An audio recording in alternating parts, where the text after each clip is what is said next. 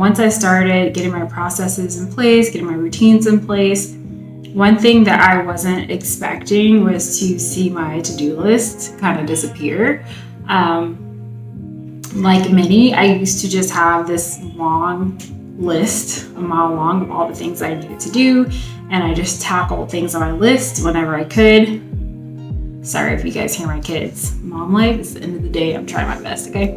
So anyway, I just tackled things as much as I could, and despite my best efforts, I always felt like I was just drowning in my to-do list. I felt like as soon as I made any type of progress on that list, just more stuff started to pile in me, and it really made me feel like, I don't want to say like I didn't feel like I was on top of it, but I didn't really feel like that sense of control and confidence that I could just be on top of everything.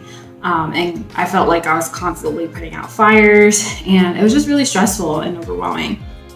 And then once I got set up on my Flylady system, I just noticed that after some time, that problem completely disappeared.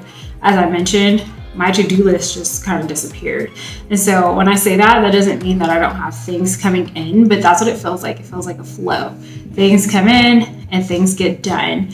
And so I don't have just like a long to-do list of outstanding things that need to get done. As soon as I receive information, I have a way to plug it into my week so that it gets done and things don't just carry over from week to week to week. And so after listening to this episode, my goal for you is to understand that system, understand the way that this works, and for you to see the benefits of the things I'm going to talk about today, in the hopes that your to-do list will be gone too, and you'll just feel much more on top of your tasks, home management tasks, and the things that you need to get done. So I'm going to go ahead and begin. But before I get started, just want to introduce myself. My name is Cilve, and I've created this channel, Flylady Journey, where I'd like to talk about my gentle homekeeping journey.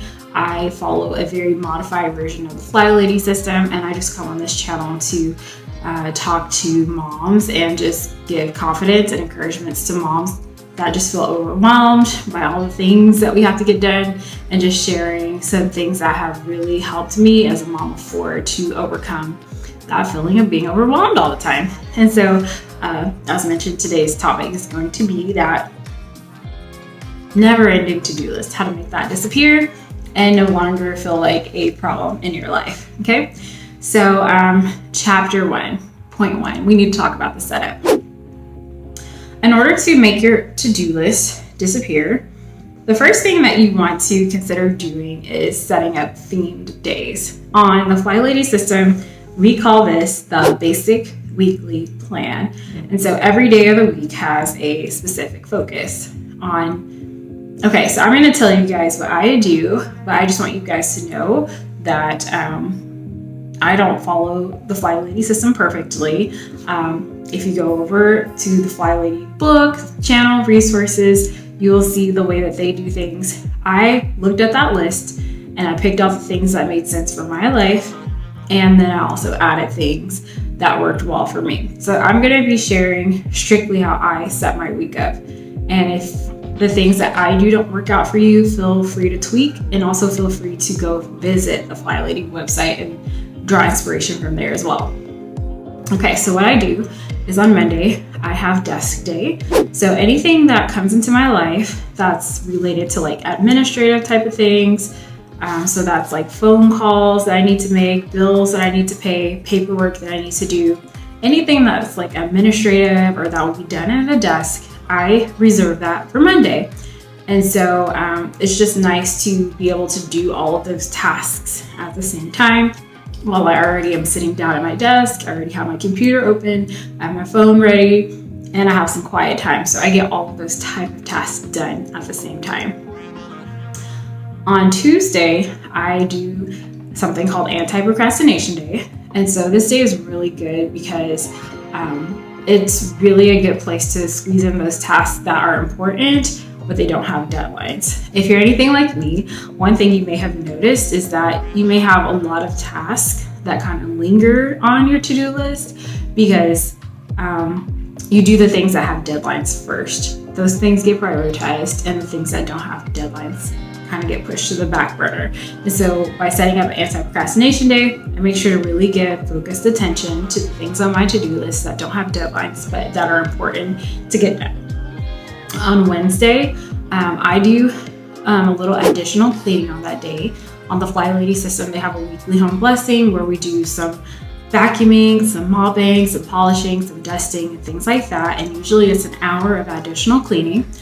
On the Flylady system, they do their weekly home blessing on Monday. I do mine, a modified version of mine, on Wednesday. Thursday is a day that I like to start getting things ready to go shopping. So I like to look through my fridge, pull out things that are going bad. I like to wipe down as many shelves as I can, and I try to do this within 15 minutes. And I also like to start thinking about what we're going to eat for the following week. And then on Friday, I have errand day, and basically anything that is outside of the home, that's when I like to get those things done.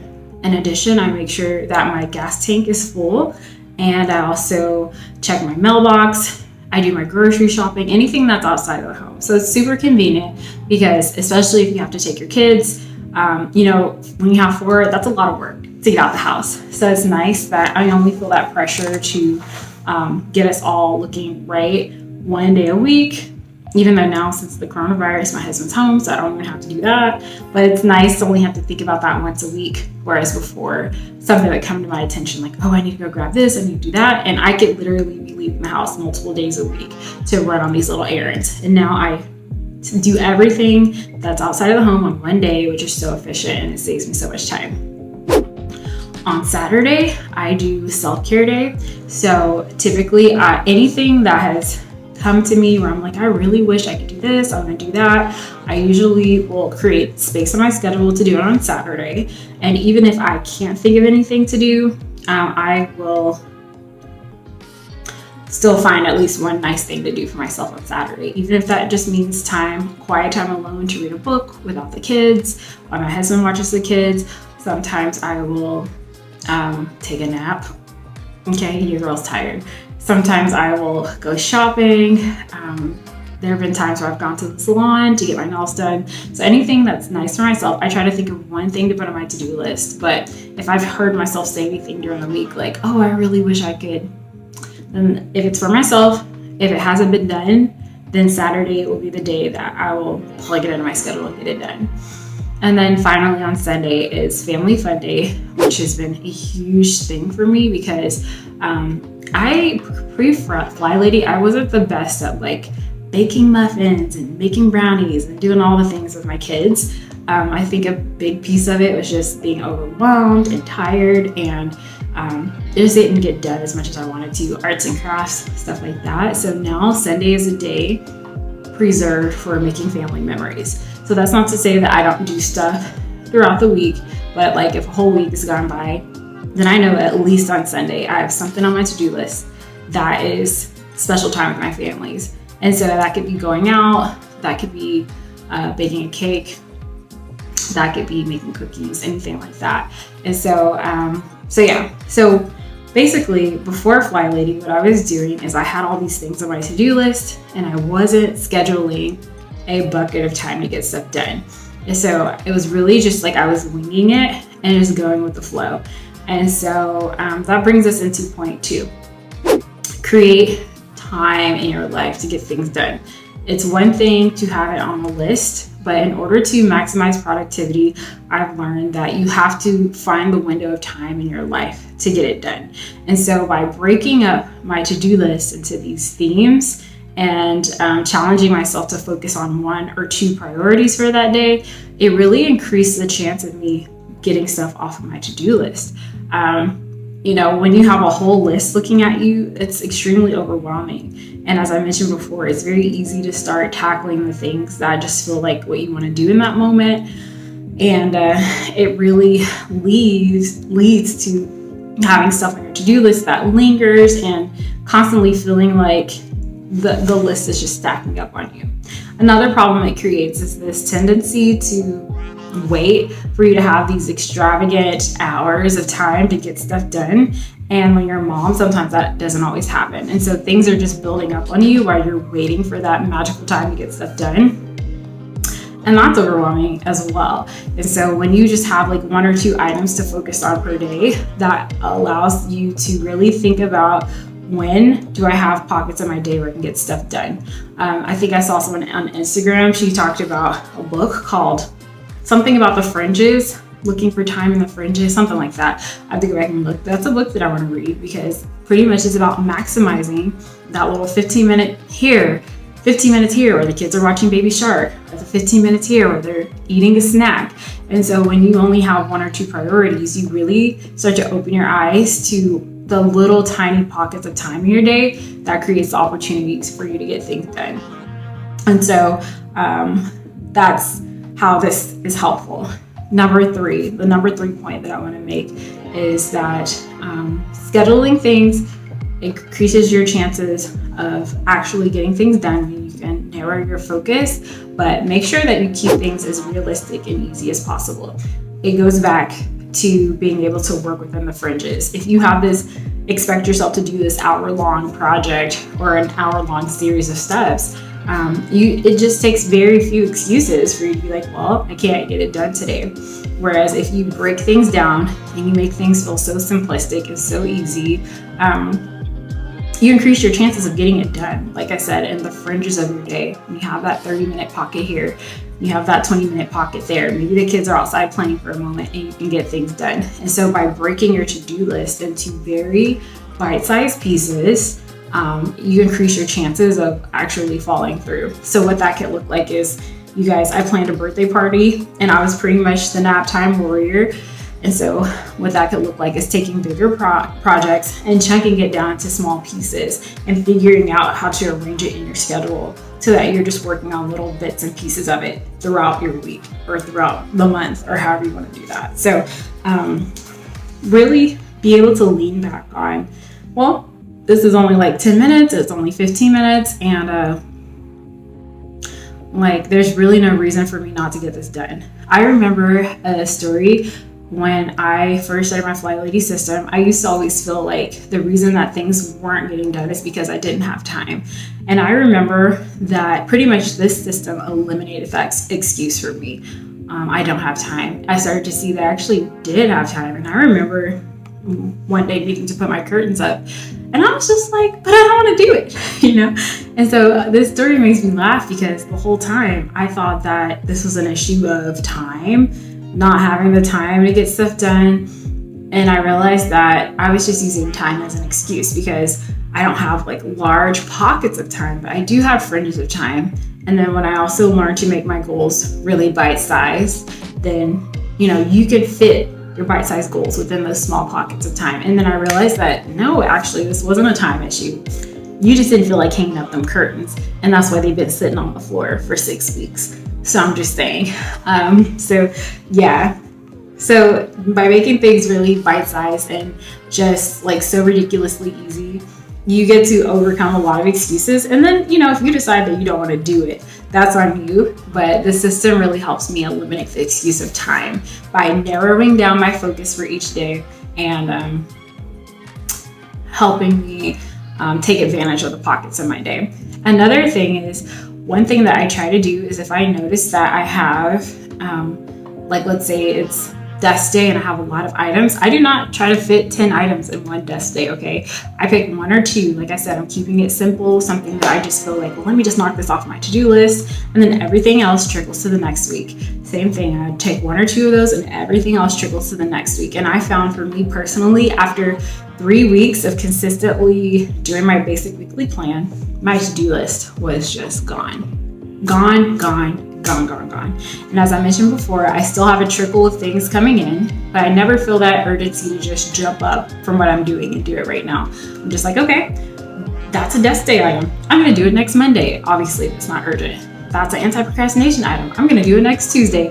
And I'm finding that I'm having a flow of things coming in and also things coming out.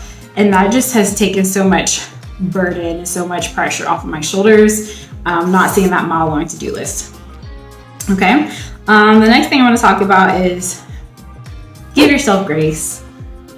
Sometimes whenever we create systems and routines in our lives, we can really feel this pressure that we have to just do everything as planned. And as I'm going to talk about probably in a future video, you guys, we have to get to a point where we take into consideration that there will be things in our life that try to knock us off track a little bit. And instead of being hard on ourselves about that, instead of being like all, distraught and rattled by that, we need to get to a point where we know that it's coming and we think about how we're going to respond to it. And so when it comes to this basic weekly plan, this is what I do when things just don't go according to plan. I give myself grace. I give myself so much grace, okay? To me, I've come to the point where I'm just like, if something's out of my control or if it just wasn't going to work out, adding that additional negative energy of, oh, I didn't do a thing. I wasn't disciplined today. I didn't, just beating myself up. I find that it's just negative energy. And the more negative energy that you add to the situation, the more likely you are to just give up and throw out the whole system completely. For me, it's honestly easier just to be like, okay, it didn't work out today. What can I do about it? And so these are the things that I would do. In addition to giving myself grace, if it's something that I can skip, I'll just skip it and just wait for the next time for it to come up and do that. If it's something that can't be skipped, I will look at a day that doesn't feel so heavy. As I mentioned, I try to make every day super duper realistic. And if I only have 2 things on Monday that need to get done, 2 things on Tuesday that need to get done, I will move Monday's task over to Tuesday. If you have like 2 sets of easy tasks, it will still be reasonable for you to get it all done. Or maybe I'll move it over to Saturday, or maybe I'll move it to the next week. Okay. And so, I really look for ways to just squeeze it in other places throughout the week, or, I will move it to next week. No biggie. The thing is, you don't want to get to a point where you're consistently missing stuff, because that's how, things start to like pile up on you and build up on you again. But I feel like as long as you are trying to make a consistent effort to like show up, then the system works. And I think the true power of the system is that it encourages consistency. As I mentioned before, I feel like a mistake that people make is trying to do too much at once. And you get to a point where you like burn out. It's kind of like the rabbit and the turtle. Sometimes we're trying to be a rabbit and just speed through that thing, and we burn our energy, we burn ourselves out to the point where we have to stop and we can't build momentum, when instead we should consider taking the approach of the turtle and slowing down, being strategic about our energy and building up on our momentum. And even though we might not be racing and going as fast as everyone else, we are able to build and sustain momentum in a way that we just can't do when we're just trying to rush and get it all done and we're beating ourselves up and running out of energy in the process. And so this process, doing the basic weekly plan, has really shown me the power of taking my time, doing it bit by bit, and really being like the turtle in this situation, building my momentum and never letting it stop. And so it has really created a situation where I just don't feel like my to-do list is like building up on me, because I'm not being the rabbit anymore. I'm not stopping and letting that happen. I'm able to just continuously be on my grind. Okay. And the last thing that I want to talk about before I go is the importance of taking breaks, of having days that are slow, and of having days that are meant to refill you. Because I feel like as moms, we just give so much, we just do so much. And sometimes we can neglect that need for self-care. Sometimes we can neglect that need to like slow down and be present with our families. And I'm gonna tell you that in terms of maintaining your momentum, it is so healthy to incorporate that into your life. It's so healthy. And for me, I feel like it helps me stay on my A game. It helps me stay committed to my goals, and it helps me be consistent when I continuously have moments throughout the week where I can refill my spirit and like build myself up so that I can continue to strive and give to my family. So don't be tempted to remove those from your week and not feel like they're important, especially if they make you feel good, if you feel any type of energy, or if you feel any type of feelings of being uplifted after doing those things, then that's actually helping you toward your goals. And it's definitely something that you want to keep in your week. So that's all I have. I hope that this answers a lot of questions about the basic weekly plan, how it works, and some of the benefits that I found in my personal story. So my call to action for you guys this week is, I just want to know if this is something that you guys are doing, and if it's not, I would like to know kind of what do you think would be days that would be beneficial in your life to create. I told you guys I have my desk day, anti-procrastination day. Those are two really important days to me. Also, errand day is really huge for me. In terms of productivity, those three are bay. And then for the weekends, I really like having a family fun day and self-care day to like rejuvenate and just pour back into myself. Those are really helpful as well.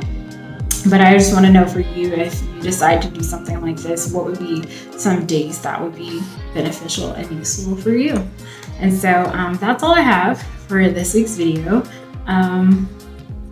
Before I go, I did want to just give one tip about how I kept track of everything that I needed to do in my planner. So you guys know that I have my printable that I've been using and loving lately. I will leave a link to that down below. But what I used to do in my planner is I used to just divide it in half. So let's say I have Monday, I divide it in half. And on the left side, I kept track of like my appointments and things that I would normally put in my planner. And then on the other side, I just put my to-do list. And so basically the 1 or 2 focuses for that day. And then that's how I kept track of everything. So if anything needed to trickle over to the next week, I just flip the page, divide the Monday section in half, and keep track of it that way as well. So I just wanted to give that out there. There are other things that I do to keep track of it, but I felt like that was super simple, especially when I was first starting. So, all right, I think I'm done. And I hope this video helps you guys out, and especially for those of you who are confused about the basic weekly plan or you're not quite sure how it works. It has done super duper wonders for me. So I will see you guys in the next video. Goodbye.